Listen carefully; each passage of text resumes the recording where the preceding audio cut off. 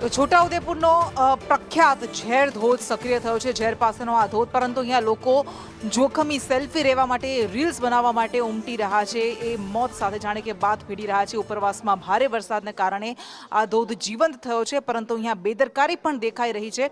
અમિત પટેલ વધુ વિગત સાથે જોડાયા છે. અમિત, ચોક્કસ જણાવી દઉં કે હાલ ચોમાસાની ઋતુ ચાલી રહી છે, તેને લઈને ઠેર ઠેર ધોધ શરૂ થઈ ગયા છે. ત્યારે છોટાઉદેપુર નજીક ઝેર ગામ પાસે આવેલો એક આહલાદક ધોધ છે, તે સક્રિય થતા અહીંયા લોકોની ભીડ ઉમટી પડી છે. મહત્વની વાત એ છે કે અહીંયા લોકો ધોધનો આનંદ લેતા લેતા સાથે સાથે જોખમી સેલ્ફી પણ લઈ રહ્યા છે, જેને લઈને લોકોના જીવ સામે પણ જોખમ જોવા મળી રહ્યું છે.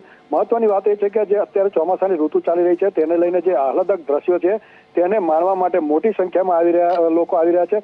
શનિ રવિના સમયે વધારે પડતી પબ્લિક ભેગી થતી હોય છે, પરંતુ અહીંયા કોઈ સાવચેતીના પગલા રૂપે કોઈ વહીવટી તંત્ર તરફથી કોઈ પગલા ન લેવાતા કોઈ અનબનાવ બને તેવી સંભાવનાઓ જોવામાં આવી રહી છે. જી બિલકુલ, આભાર આપનો. એટલે આ દ્રશ્યો અમે આપને બતાવી રહ્યા છે ને આવા દ્રશ્યો તો આખા